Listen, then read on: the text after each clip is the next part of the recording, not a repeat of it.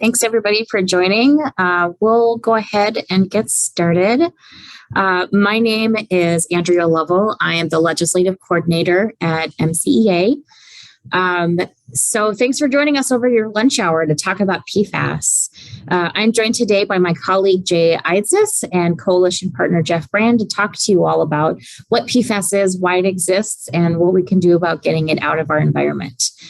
So we'll start with some quick introductions. Jay, why don't you go first? Sure. Thanks, Andrea. Good afternoon, everybody. My name is Jay Idzis. I am a staff attorney here at Minnesota Center for Environmental Advocacy.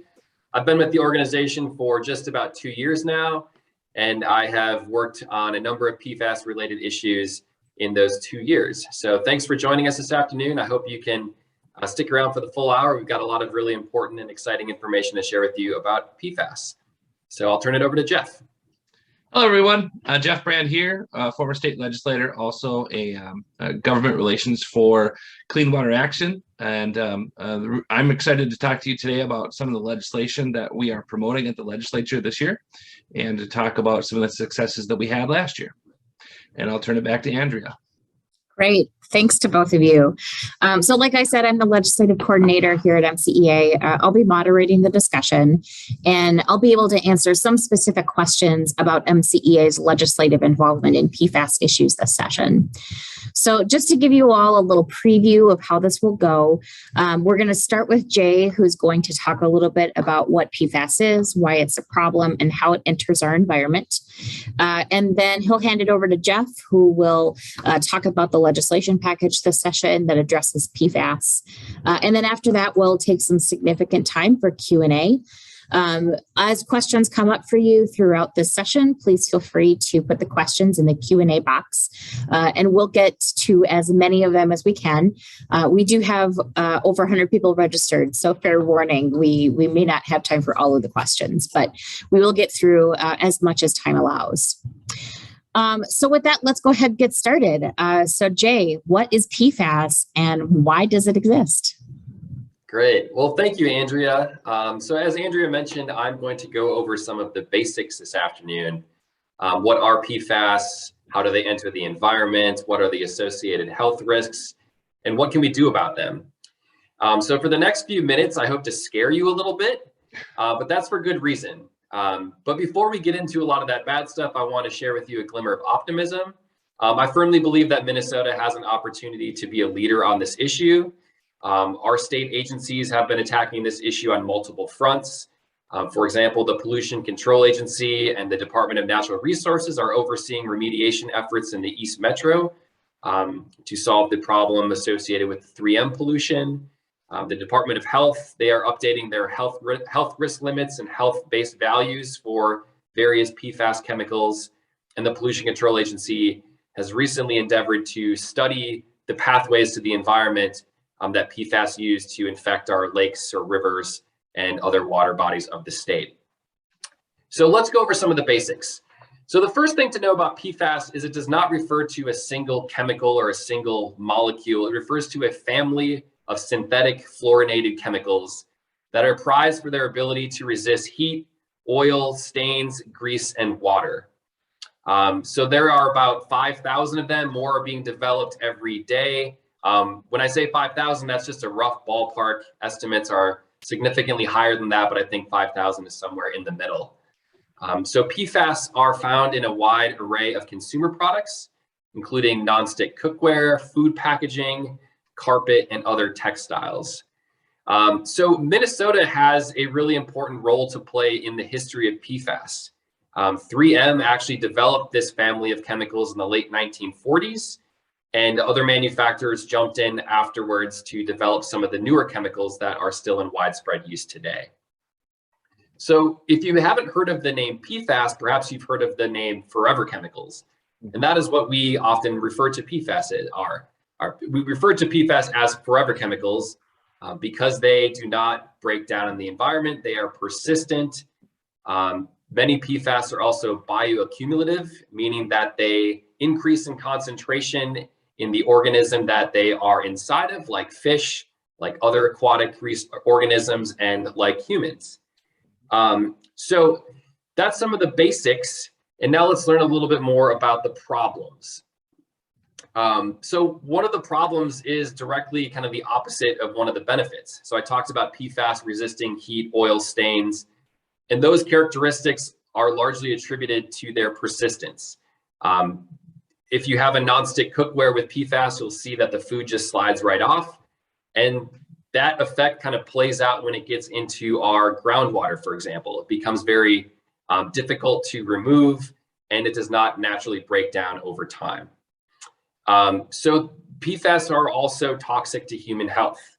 And we are still learning about the health effects with consuming just trace amounts of PFAS. One of the difficulties of PFAS is that it is extremely toxic in very small amounts. So we measure toxic levels of PFAS in parts per trillion. And just to give you kind of an example of how quickly this is all changing. So in 2002, Minnesota set its first kind of health-based value, the limit that the state agency says anything above this should be considered toxic. They set that at 1,000 parts per trillion. So they believe that anything over 1,000 parts per trillion did not pose a significant risk to human health.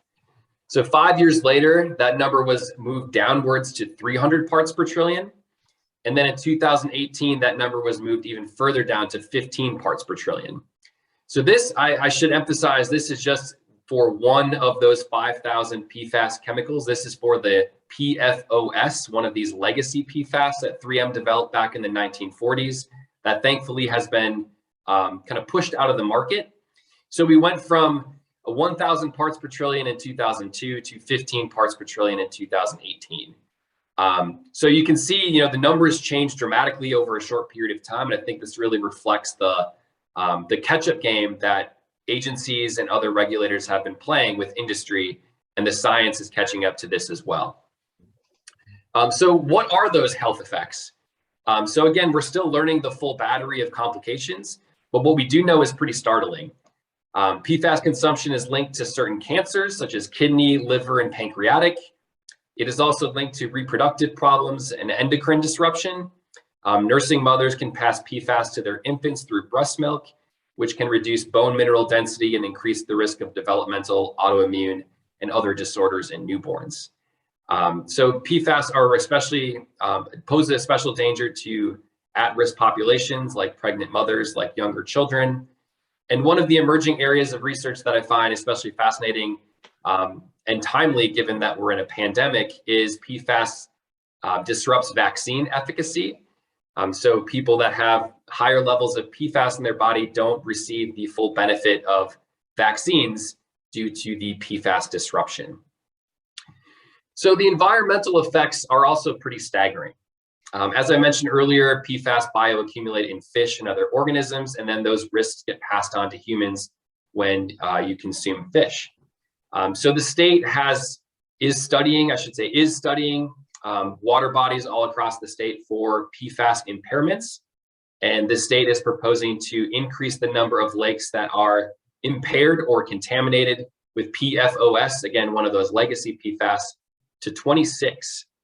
So what does that mean? Oftentimes it means that there are fish advisory consumptions. So Lake Elmo, for example, the East Metro Lake, has a fish consumption advisory for all species of fish due to high levels of PFOS in the lake. So the Department of Health says if you go fishing on Lake Elmo, you should not keep any of the fish because of the PFOS impairment. And it's unclear when that impairment will be lifted due to the persistence. I would not expect it to be lifted for quite some time. So how do PFAS get into the environment? The Pollution Control Agency has launched a monitoring plan to study various sources of known and suspected PFAS emissions. So they're going to be studying air emissions from different industrial sites, wastewater deposits from other sites. They're going to be looking at closed and open landfills. But I like to think of this as there are three main sources of PFAS exposures to the environment. The first are these fire training and response sites. So for a long time, firefighting foam contained PFAS. This was foam that firefighters would use to suppress fires. And at their training sites, there would be a lot of use of this PFAS containing firefighting foam. and that would eventually seep in through the soil and get into the groundwater and impair the water in those immediate areas.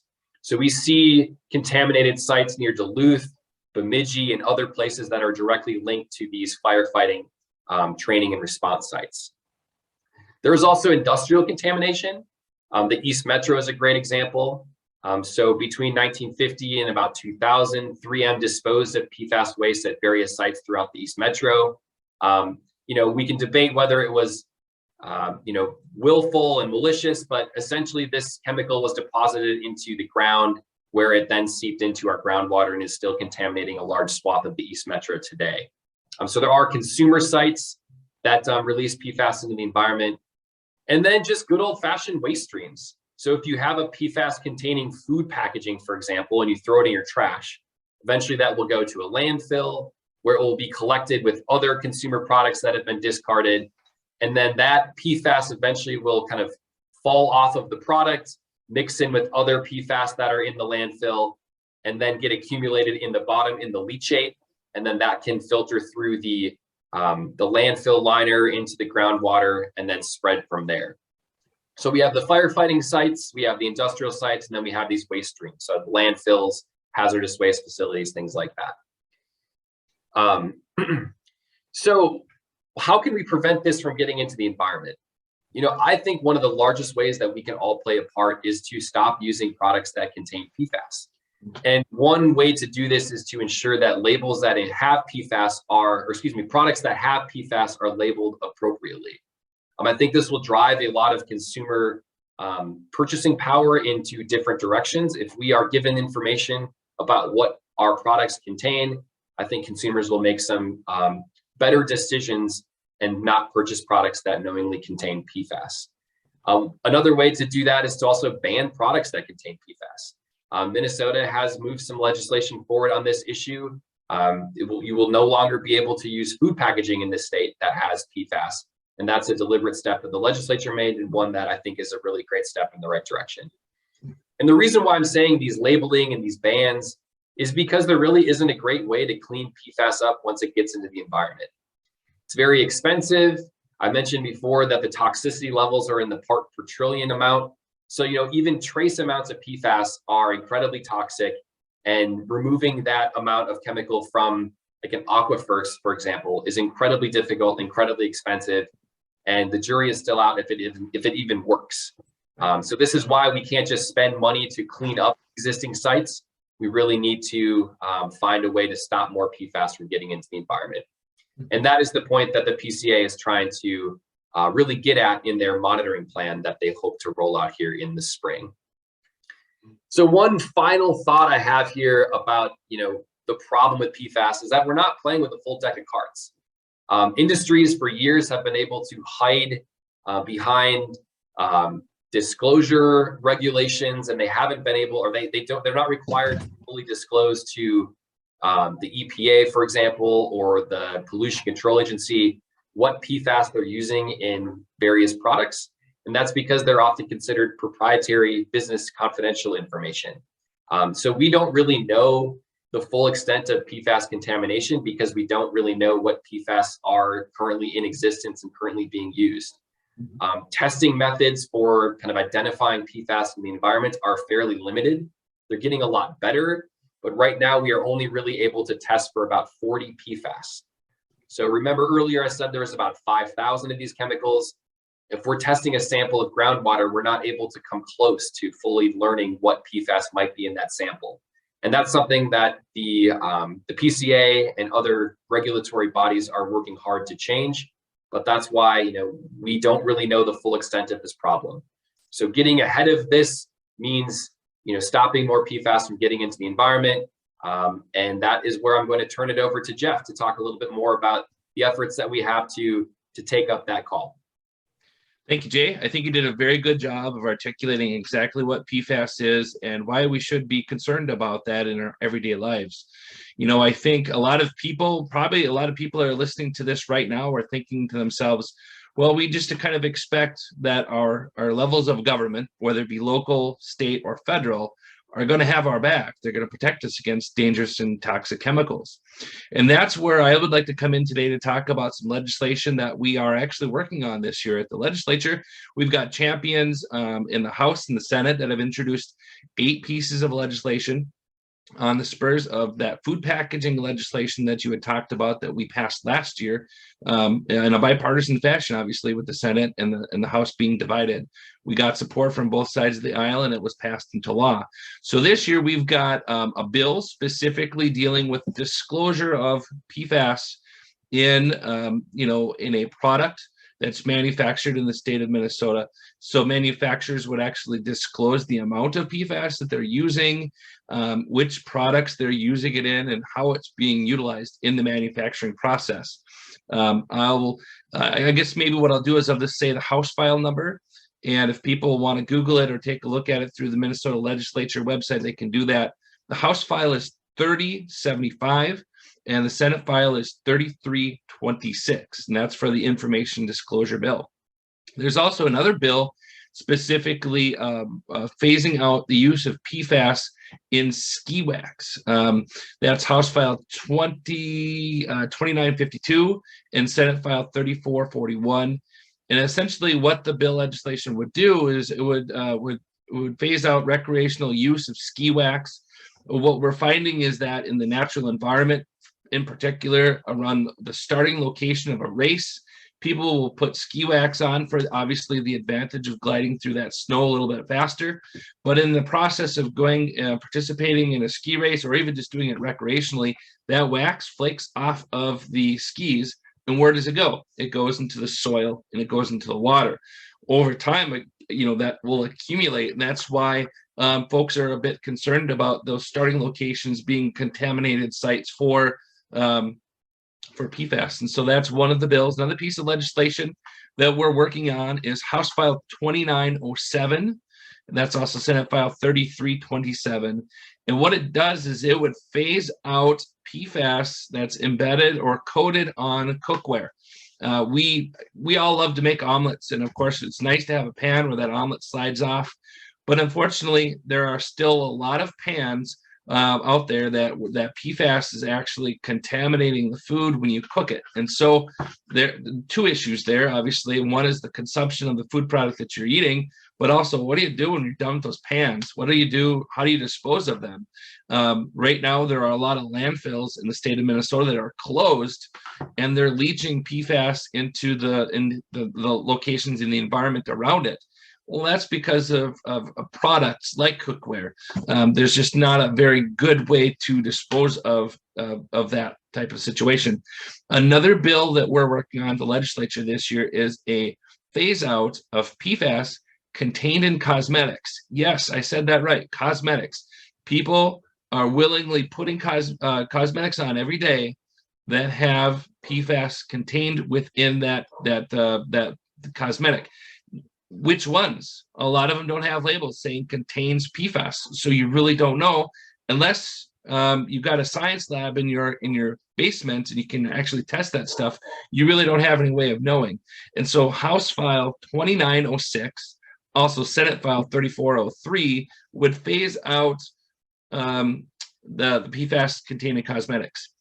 Of particular concern this year, and one of the things that we'd really like to see get passed is a bill dealing with PFAS contained in juvenile products.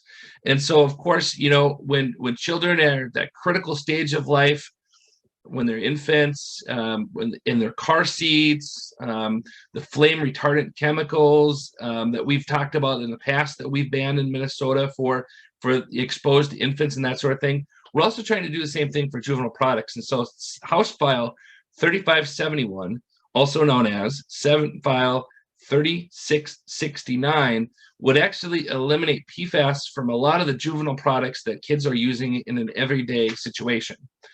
There is also another piece of legislation, but wait, there's more, that would address carpeting, furnishings, and aftermarket treatments. I don't know about you, but when my son and daughter learned how to crawl, they crawled on carpet. yeah, carpet can also be a place where you can get exposed to PFAS.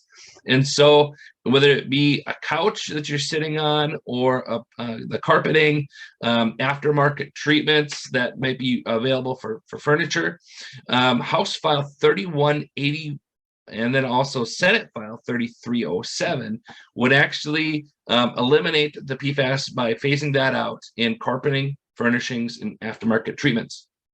Two other pieces of legislation that are moving at the legislature this year, in particular in the House, is House File 3076, and that is a bill dealing with outerwear, uniforms, and textiles, another source of PFAS. So think about jackets, things that are waterproof. Again, as Jay had mentioned, we're using PFAS to kind of help things to propel the water versus absorb the water. Rain gear is a great example of that. When you go outdoors and you've got a waterproof backpack, another source where you could potentially be exposing yourself. And so House File 3076 and Senate File 3345 would actually address that as a consideration for making our lives safer. And then the last piece of legislation is in response to, as Jay had mentioned, in 2019, we did ban the use of PFAS in firefighting foam for testing and training purposes. However, there is a loophole. The FAA right now demands that we have firefighting foam containing PFAS at each one of our airports across the state of Minnesota. And at the end of the day, the FAA is actually looking at phasing that out themselves. But in the process, we've got a lot of municipal water wells who have had contamination as a result of firefighting testing at places like airports and that sort of thing. Because of course, you have to train for that stuff every once in a while. And so, that exposure is also endangering firefighters who actually, they have one of the highest rates of cancer in the nation already in their occupation as firefighters. And we definitely need firefighters. We need them to be safe. And so we've got bipartisan movement on this bill to actually address the firefighting foam loophole as well. Another question that comes up, in talking about the legislation that's moving is, what is the reason behind the particular approach? So we're phasing out 6 different types of products. We've got a disclosure bill, and we're tackling fire foam at the legislature. Once again, why are we doing it this way? In the state of Maine, they have a full-out ban on PFAS that's used for essential use. And so when we're talking about a divided legislature, sometimes you can only get certain things accomplished, and we're starting with the low-hanging fruit. These are things that we have identified as low-hanging pieces of fruit, things that we should have bipartisan agreement on, just like we had last year with food packaging. And so we're hopeful that we can get that ball rolling, that we could start changing how this is exposed to people on a daily basis. And honestly, at the end of the day, there's a certain appetite for this legislation in divided government, especially. We have engaged both sides of the aisle and both the House and the Senate on these particular bills. As you watch the hearings, sometimes these pieces of legislation, as they're being heard in committee, can get to be kind of contentious. We know that people are also advocating on behalf of, let's say, the manufacturers or the just commerce in general. And so sometimes we bump up against each other, but at the end of the day, just like last year, where we had the opportunity to do these things and find a compromise, we're hopeful that this year we can also find that same approach as necessary as well. And so what we're really looking for is people like you watching here today to take an interest in this and participate by engaging your legislator and doing some other things that I know that Andrea is going to talk about next. So why don't I kick it over to her? Yeah, so I actually would love to add a little something to what you were saying there, Jeff, about how this doesn't have to be a partisan issue. one of the things that we did, in 2020 was we banned TCE, and that happened with a divided legislature after the pandemic had started, and was, we still didn't have a vaccine yet, and we didn't know what was going on, and we still managed to ban TCE, and that got a lot of national attention. So toxic chemicals don't have to be a partisan issue. We've successfully banned all kinds of toxic chemicals, and tried to clean them up out of our environment. We've been through this road before with lead. We've been through this with asbestos. This is not the first time that we've tried to ban a toxic chemical.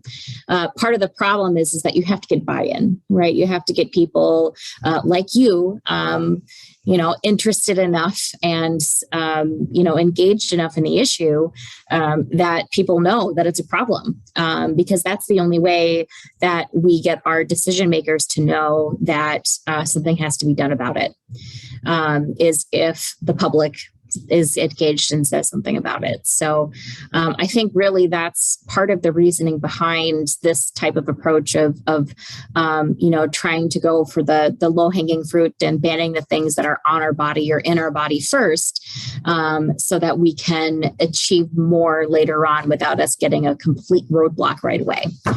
I wonder, Jeff, maybe if you could talk a little bit more about, why, what are the barriers to these bills? Like, what are we facing right now? I know that we're getting a lot of movement to the House, not so much in the Senate. If you could talk a little to that, I think that would be helpful in some of the context. Yeah, so thank you, Andrea, for the question. I think that what we're hearing in committee, we're hearing a variety of concerns. One of the concerns is what happens if a manufacturer is making a widget, so to speak, that has PFAS in there.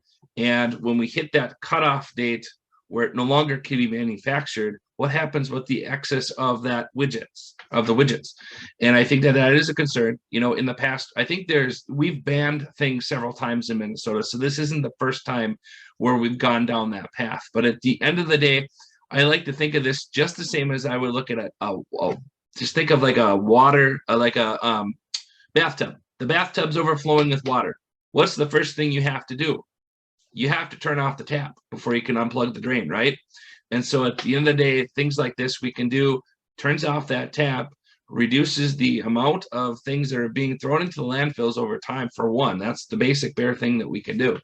Another concern we have, that we've heard voiced in committee, is, well, why are you doing this in a way that there is like a piece in there that would be a misdemeanor, gross misdemeanor, if you were to sell a product after X date where it's containing PFAS in there? Why would you have any enforcement language in this legislation? And I think the end of the day is, if we make this thing voluntary, we'll still get people that aren't going to be compliant. And that's the end of the day. We really want this to have effect for people's lives. And so, why do it at all if we don't have some sort of an enforcement language? The MCEA, the Minnesota Pollution Control Agency, is an enforcement agency. They're doing things that are going to benefit, the whole entire state of Minnesota, the populace of Minnesota. They're looking at things that contain lead and cadmium already. And so they're well equipped to also, take a look at what has products that contain PFAS. I think another concern that you hear is that, well, we're just picking on, small people, small businesses, small manufacturers, that sort of thing, small sellers of wares that contain PFAS. And I think that's I think that's an unfair way to look at this. What we're trying to do is we're trying to help everybody in Minnesota have a healthier life. Because at the end of the day, these things do bioaccumulate. There are many people at home probably that do not know that their cosmetics contain PFAS. It just wouldn't be something that they would put on their label right now. But if we pass that legislation, at the very least, we're going to have consumers that are going to be more protected because they can see it on the label. They know that it's been disclosed, this product contains PFAS, and you and I can make better decisions for ourselves about, do we want that or do we not want that in our lives? And so I think at the end of the day, there are legitimate concerns. There are legitimate questions about how we enforce this stuff. not the first time that we've done something like this in Minnesota. And, I think the legislation is pretty clear and follows kind of in that tradition of some of the other things that we've done in the past that, like BPA, I'm remembering some of the other things with lead. We can continue to do these things right to make people's lives better. Yeah, thanks for that, Jeff. I think that clears up some questions on some of the barriers. I would like to move to some of the questions that I'm seeing pop up in the Q&A. And please, if you haven't put your questions in yet, please go ahead and put them into the question and answer section so that we can get to them. But so there's a question here that I think could probably be addressed to either Jay or Jeff. So whoever wants to jump in on this. It comes from Tess. Can you explain a little bit more about which bills are for labeling and which are for banning PFAS products and the timelines? Particularly interested in the ski wax bill. If it's a ban, how will stores even know which waxes contain PFAS? I tried to look up whether my ski wax has it and I couldn't be sure.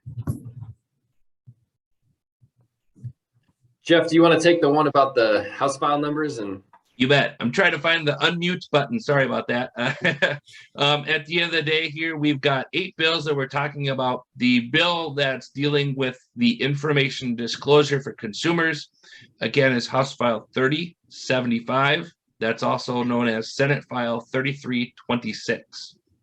And that would essentially give every consumer more knowledge about what they're coming in contact with. By the manufacturer would actually have to disclose that it contains it, what part of the product contains it, whether it be the packaging or the substance or the widget itself, and then also how it's being used in that manufacturing process. Is it embedded? Is it a coating, for instance, and that sort of thing.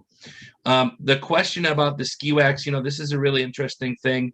We're starting to find that manufacturers are trying to phase it out already. But again, it comes into, if you do it voluntarily, some people are going to do it and some people won't. And so, for instance, there's a brand called Swix, and they make a non-fluorinated ski wax. And so that is a substance, I believe, that's sold especially in Europe. And so they're already kind of following the European model of eliminating some of these things because it is a toxic chemical over in Europe as well. And so they're trying to phase some of these things out. And so, as far as the ski wax is concerned, at some point there's been discussion in Duluth about when they're going to do ski races in the future, having a specific part of when you sign up, you see a disclosure saying ski wax not containing PFAS only or something of that nature, and they'll have to actually prove that it's not PFAS or that sort of thing. At the end of the day, what we're trying to do is we're trying to get compliance and that sort of thing. I understand that sometimes when you sell an item, it's really hot and heavy, and other times you buy it and it just sits on the shelf. But from the standpoint of we're going to give this a certain amount of time where the phase out rather is going to take effect, and so essentially at some point you're going to not have that product on the shelves, and that's what we're really going for. We're not going to shut this down on final passage of the bill. We usually give it about a year or so for people to start phasing out what's on the store shelves.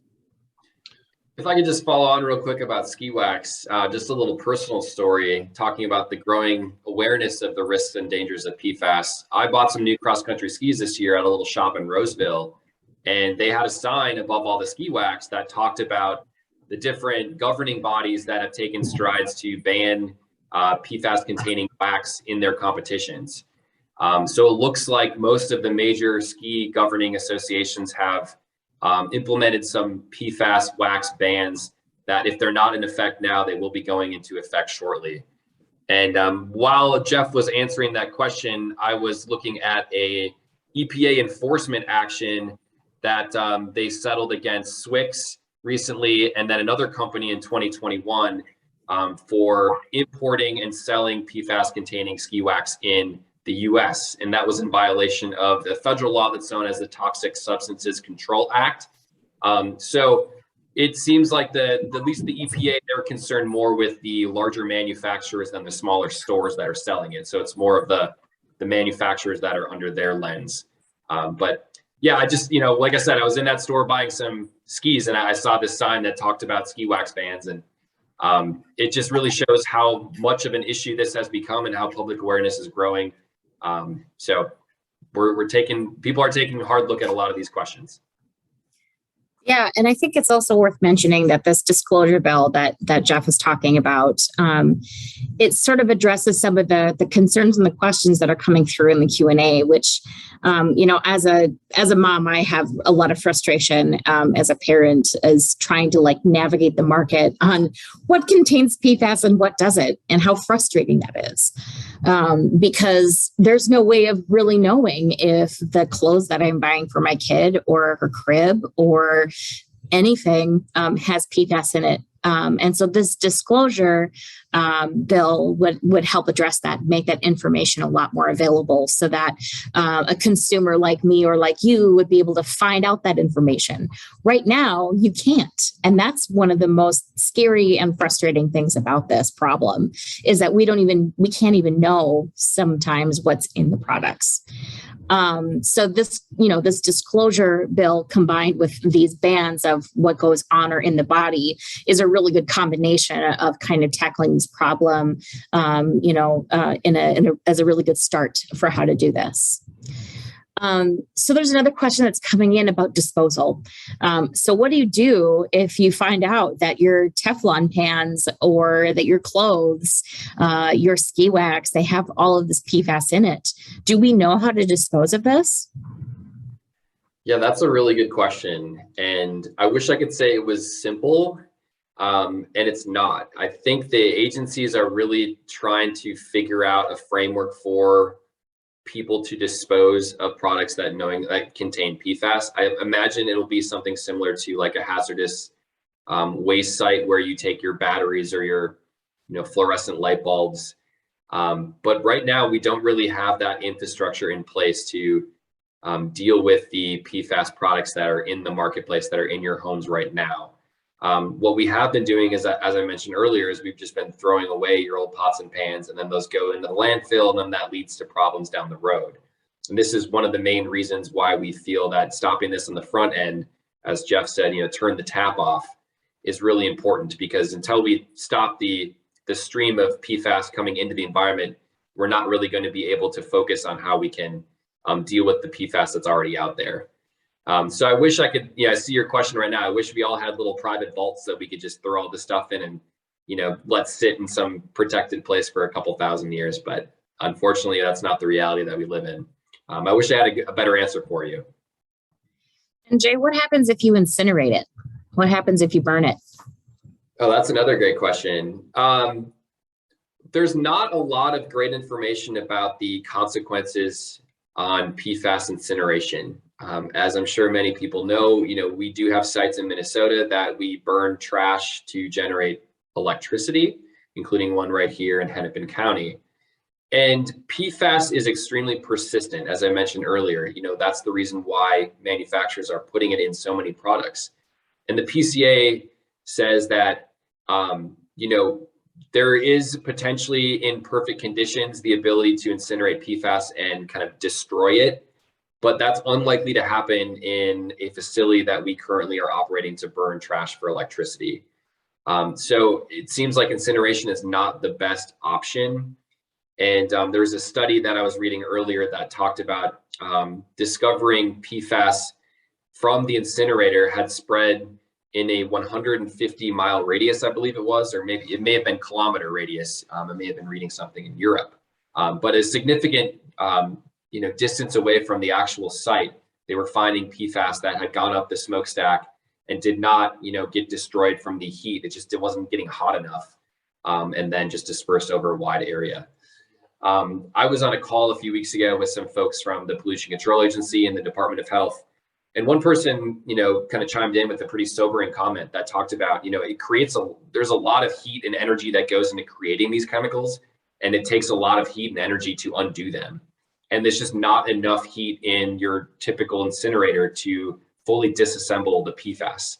I'm not a scientist. I don't fully understand the science behind that. But the takeaway essentially was incineration is not a good option and just would probably bring more problems than solutions.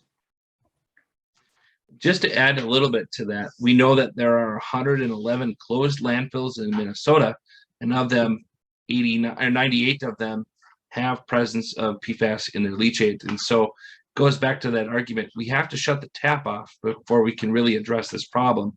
The more we use these items, the more it's going to cost for remediation. That's going to fall on the taxpayers of Minnesota, like it always does in landfill cleanup.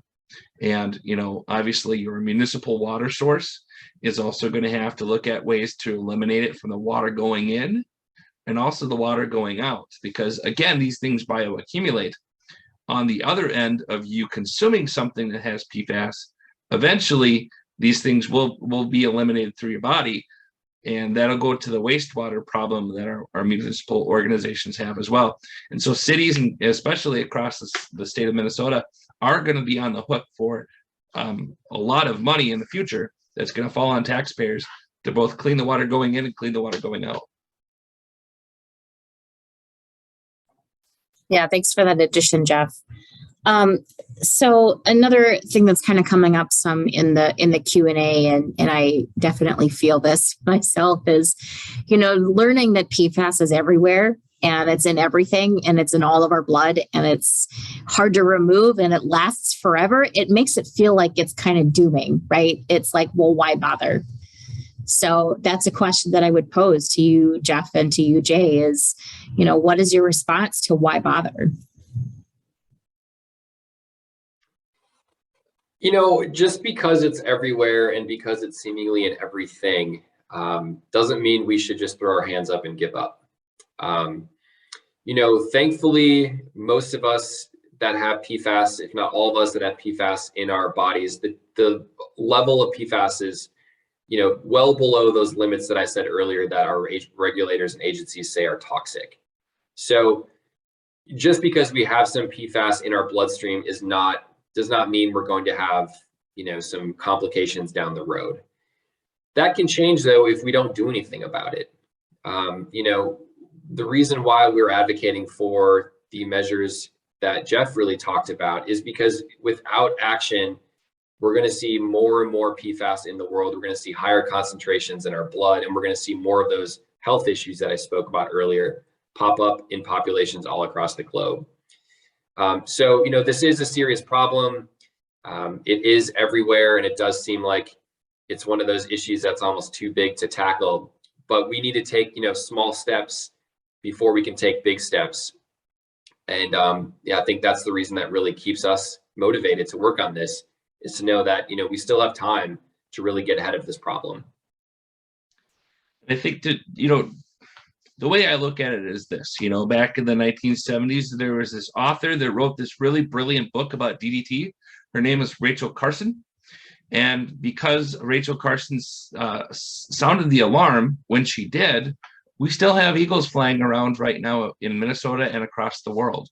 The problem was DDT was making those eggshells dangerously thin. And of course, a lot of baby eagles weren't being born even because those shells were so thin. But at the end of the day, we're sounding the alarm now, and states are taking action now. And hopefully the federal government will also take action by updating the Toxic Substance Act, you know, the TOXA. At the end of the day, we all have to work together at every form of government to do something about this issue. And I think we're going to start seeing more people take heed to that notice that we all have to act both as consumers, as legislators, as advocates. And so I think at the end of the day, this is the time to really turn this around, because there will be a day when we won't have to worry about, you know, this in our food, in our food products, and that sort of thing. Now, also, this might be worth having another question is, okay, so we've taken care of BPA, we've taken care of, you know, PFAS. What's next? At some point, wouldn't it be awesome if at the federal level there was some sort of protection in place where the chemical had to be researched before it could be implemented into a product, like approve it first for a chemical legislation at the federal level? This is where we need to push our federal partners to also look to our best interests going forward, because there's a lot of these substances that have been invented and created And the EPA's got a backlog of all these different substances. Some are toxic, some are inert, some are safe. But at the end of the day, prove it that this chemical is not going to be dangerous for our environment or for us. And then let's talk about how you can implement it in your products. I think really at some point that's where we need to go. But in the meantime, we have to keep putting out these fires little by little and state by state. And so, I think Minnesota is poised to lead on this. And I think we can actually make a big difference. One thought to add on to Jeff's statement there about disclosure and prove it first. I'm reminded of an article that the Star Tribune published, I think it was late last year, about the 3M contamination. And it kind of looked behind the curtain a little bit about the decisions that 3M made back in the 70s to not tell the federal government how toxic these chemicals were. They made a deliberate decision not to disclose this information, despite knowing that their workers were getting sick at unreasonably high levels. They urged everybody to take all reasonable steps to avoid exposure. So they knew that these chemicals were toxic or were causing problems, but they just didn't feel like it rose to the level where they needed to tell the government. And, I think if we're going to leave these decisions in the hands of our manufacturers, that's a problem because, sometimes their other motivations take priority than public health. So, this is a problem that's been going on for a long time. And this is the result of, this is something like the East Metro, where we have, over 500,000 people are potentially exposed to PFAS because of deliberate malfeasance by one of our corporate actors here in Minnesota. Thanks for that, Jay. There's another question that came up here in the Q&A that I don't have the answer to. Maybe one of you does, but is there a way to test for PFAS in humans? Like if you go to a doctor's office, is there a way to test for that?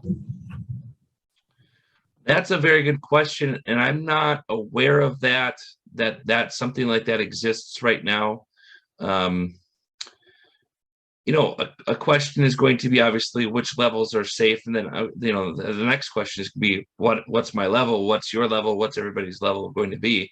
I'm not aware that there is an in-home test or a test you can take at the doctor's office yet, but that's something that some of our partners like the University of Minnesota or some other educational institutions could really put forth that would help address our concerns. Yeah, I'm looking right now, and it seems like there are some blood tests that are available, but they seem to be more used for like academic study or government testing. It's not something that you would just walk into your healthcare provider and say, I want a PFAS blood test. The Minnesota Department of Health does have some information about blood testing, but it seems like it's more, again, associated with areas of concern and kind of a part of a study rather than just some individual that might have their own concerns. That it seems to be more limited to the former.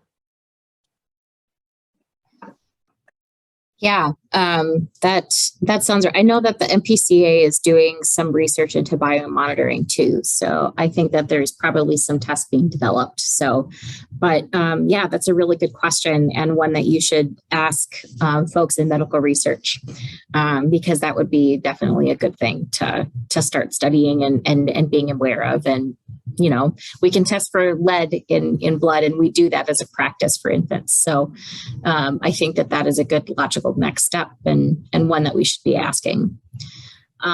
So there's, I guess, one last question here that it's kind of been asked a few times.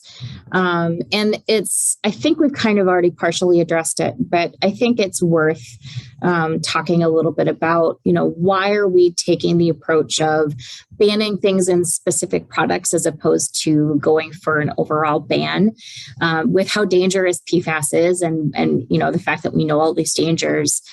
I can see an argument for, let's just ban it all right now and have it go immediately. Why are we doing this approach instead? So I guess the best way to answer that question is to take the words that were given in testimony by the bill author, a big champion of ours at the legislature in the House. Her name is Representative Amy Wozlowick from the White Bear area. And she said, hey, look, I want to do something like Maine did, where it's just a all-out ban except for essential use in products like medical devices, that sort of thing. But I know it won't get anywhere in the legislature right now. And so what I'm trying to do is chip away at the iceberg so we can get to a point where we can do more and do bigger and that sort of thing.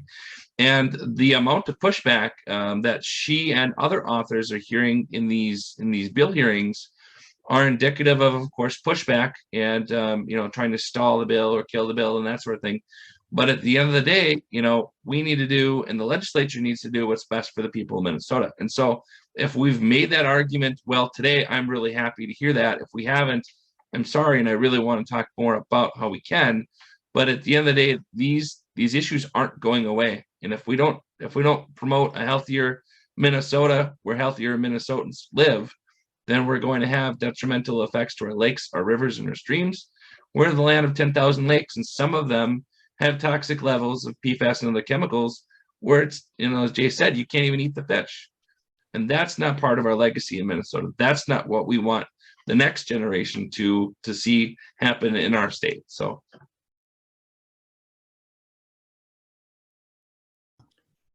Anything to add to that, Jay? I see you're off mute. I was just going to say, I really recognize the call to regulate this with a stronger approach. And I think the folks on this call and our advocates at the legislature would love to do that as well. Unfortunately, the political reality is such that, that won't get us anywhere further. So, taking a small step is better than no step at all. I wish we could take a giant leap. But until we can, I think we're happy to be moving the ball forward on this issue with the legislation that we've been talking about today. I share your concerns. I wish we could do more. I think the science is clear that these chemicals are toxic, that we don't need them. We were fine. We don't need food packaging, for example, to have PFAS in it. And thankfully, it's not going to starting next year. I think there are many other products that contain PFAS that, alternatives exist, and we can shift to those without too much of an issue. And I think, taking these small steps is just kind of reflecting the political reality. And, we share your concerns and we wish we could do more. Yeah, I think that you really kind of crystallized it there, Jay. It's just the political reality, even on things that shouldn't be a political challenge, and something as dangerous as toxic chemicals can sometimes be.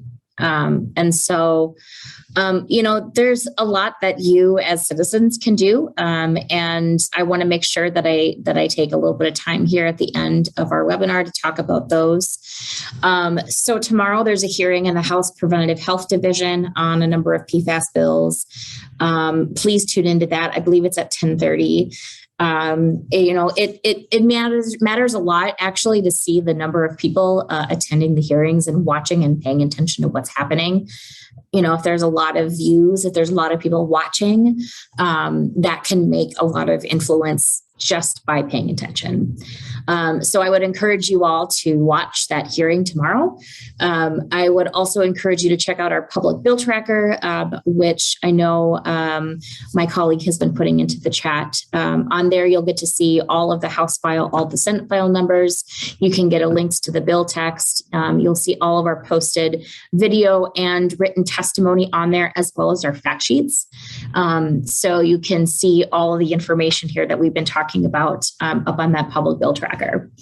And then also, finally, we have an action alert where you can actually take some action and tell your legislator that you want them to take action on PFAS right now.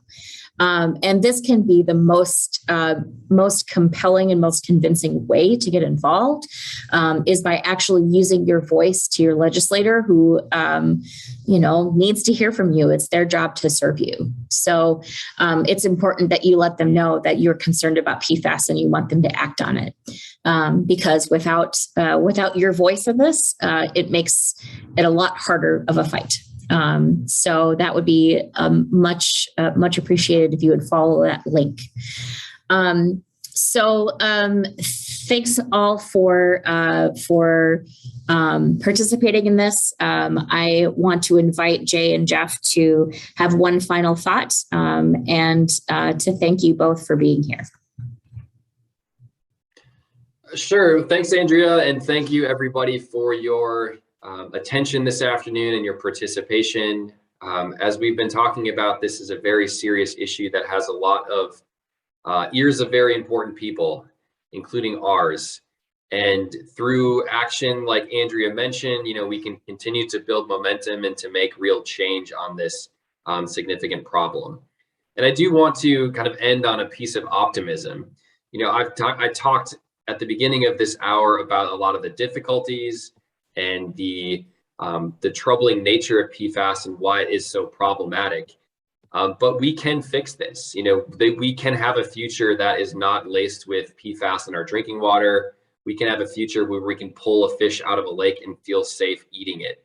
And so we urge you to get in touch with your elected officials, stress how important this issue is to you, and to continue to follow us and others that are leading on this issue to have a cleaner, safer environment for all of us. Great job, Jay. I think just to close this out, I just want to say that, again, going back to this whole idea, and it was kind of groundbreaking when I thought of it, but we just expect that the government's going to have our backs, that we're going to have an environment that's clean, that we're going to have kids and adults and elderly folks that are protected against toxic chemicals and toxic exposure. And for the last few years, at least, as far as knowing about these issues, government really hasn't done a very good job of addressing these issues altogether. But in 2019, we started with firefighting foam to protect firefighters. And of course, that was because, cities were starting to see these PFASs percolate down from the ground into their well water. And so what do? You act when you know there's a problem. We know there's a problem now, and we know we have to act. And so with your advocacy, with your voice, connecting with your local legislators, we're going to get more movement, and we're going to get more opportunity to get these pieces of legislation passed. We had success by working together last year to pass the food packaging, PFAS and food packaging legislation. Again, it passed on a bipartisan House and Senate level, and then off to the governor's office for final signature into law. We're really hoping that we can continue to work together to get all 8 pieces of legislation passed this year. But it's going to take your voice, it's going to take your advocacy. And, if that's an email or a phone call or showing up to their office or a town hall meeting and asking them how much they know about the problem and ask them what are the solutions, what are the solutions that they see it as. But we need to have buy-in from the legislators, from leadership in particular, in order for these things to get passed. And so I'm calling on you with all urgency, not just for us, but for future generations here in Minnesota. Thank you. Thanks to both of you. Just as a final note, if this has been a helpful information session to you, I hope that it has. This is part of our legislative webinar series that we're doing during the legislative session. Our next one is going to be in April on climate, on what climate solutions are in store for Minnesota. And our last 2 have to do with defending our bedrock laws and then talking about funding. There's a link there that was just put into chat. So please follow there if you're interested in attending our other informational webinars. I hope this has been informational for all of you. I hope that this has inspired you to take action on PFAS. And I hope you learned a lot. So thanks to Jay and Jeff for being here. And thanks to all of the attendees for taking your time with us on your lunch hour. Have a great day, everybody.